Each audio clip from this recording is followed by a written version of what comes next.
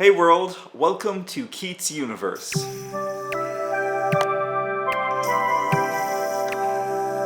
So today I want to talk about labels and how they can be a very useful tool, while at the same time they can also be a hindrance if they are not applied correctly and effectively. So labels, what exactly am I talking about when I use the term labels? Well, since this is an activist channel, I'm obviously not talking about labels on a beer bottle or a can of beans. We've all heard the infamous phrase, labels are for cans, not people. But the labels I'm here to talk about today are labels in reference to social issues, identities, and labels related to certain communities. So in many ways, the phrase labels are for cans and not people totally misses the point. But at the same time, I get it. This is coming from a place of wanting to fully embrace one's individuality, not wanting to be forced into a box or have a stereotype forced upon them. These are common complaints when it comes to quote-unquote labels. So when we attach a label or labels to ourselves, what is the intention of that? What is the purpose of that? To me, a label is a very convenient way in order to identify your political leanings, position on a wide range of different topics. It can also relate to your race, your culture, your gender identity, your sexual orientation, and many other factors. So in a sense, labels play a very similar role to the tags that I use in this video. They are essentially identifiers, identify one's position on certain topics, and groups we may align ourselves to. However, a label does not explain the entirety of your personhood. They only explain a fraction of your personhood or several different aspects of your personhood. For example, there are several labels I attach to myself to suit particular conversations in a particular context. This is in order to identify and clarify a position I have, or simply to explain certain groups I belong to. I'm cisgendered, I'm male, I'm white, I'm gay, I'm atheist, I'm a humanist, I'm a feminist, I'm a vegan, I'm a leftist, I'm a science fiction fan, and so many other things. So as you can tell, lots and lots of labels, but they don't define the be-all and end-all of my entire personhood. They are an indicator on my views on certain topics. So when I say that I am a leftist, that gives a lot of people a somewhat idea of what sort of social political opinions that I may or may not have. Some other labels, while intended for the same purpose, may require additional information in order to demystify any misconceptions one may have around misleading stereotypes. For example, if I tell you I'm an atheist, most people will assume that just means I don't believe in a god, while other people might assume that it means that I discriminate against religious individuals or communities. With the vegan label, one might assume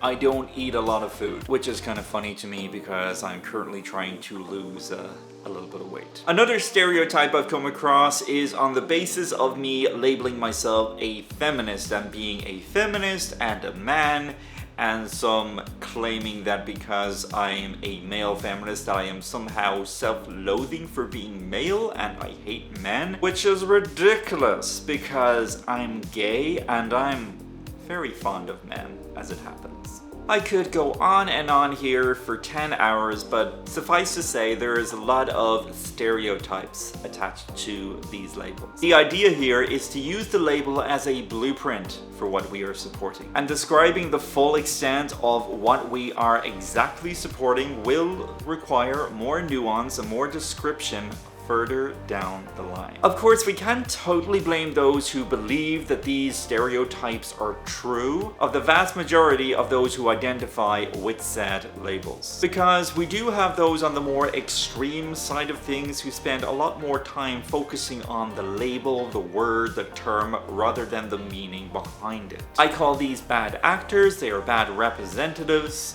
There are extremists in all groups. This is a lesson that took me a very significant amount of time to learn. From an activist point of view, this can be extremely counterproductive. When things get to that level, the label itself is more about street cred, more about feeling virtuous, and so much less about supporting its actual meaning. And so such people have lost all sight of their very goal, in many cases through their own zeal. And unfortunately, I have come across certain members of the atheist community who use the very fact that they are an atheist as an excuse to discriminate against others who don't share the same worldview of them and are religious or spiritual in some sense or another. Which can reflect really badly on the vast majority of atheists who, in my experience, don't engage in this type of behavior.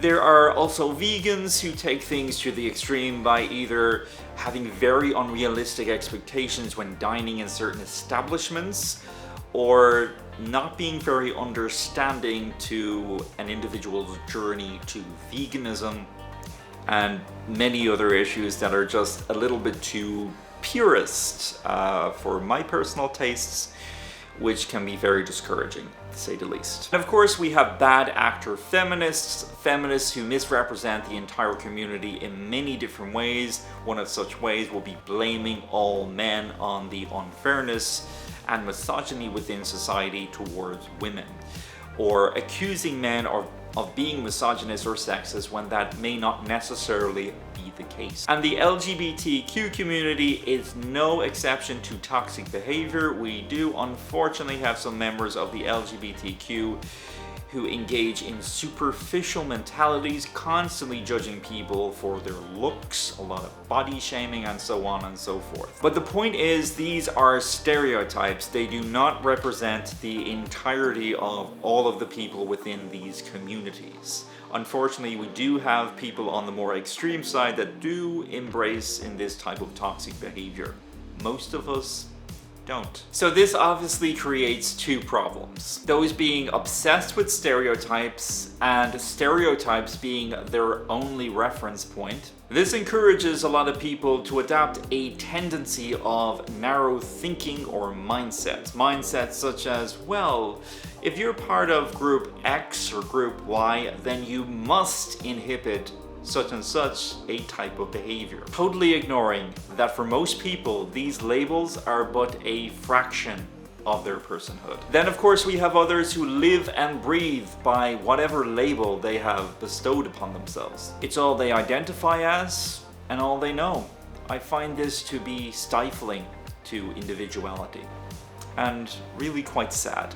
The reason it's sad is because when you are so obsessed with that one label to be the only one way that describes you, you cut yourself off from everything else. You don't get to explore different ways of thinking, different interests, different perspectives. You don't get to leave your comfort zone, and in many ways you don't truly get to be yourself or even know yourself. Labels can in fact be very useful when we are attempting to identify certain aspects of ourselves. But when it gets to the stage of obsession, that's when it's a problem. So to sum up, when it comes to labels, am I saying that they are a good thing? Well, they can be. Am I saying that labels are a bad thing? Well, they can be. Do they tell you everything there is to know about a person? No. We shouldn't be using labels to identify everything there is to know about our personhood. No one single label can do that, or even a combination of labels can do that, because that simply isn't the function and the purpose of a label. A label is but the start of a conversation, and not the end of the conversation. Hey world, thanks so much for watching today's video. Freedom, peace, and love to you all. Feel free to check out some of my other videos if you please. Like this video, comment, subscribe. It all helps out the algorithm.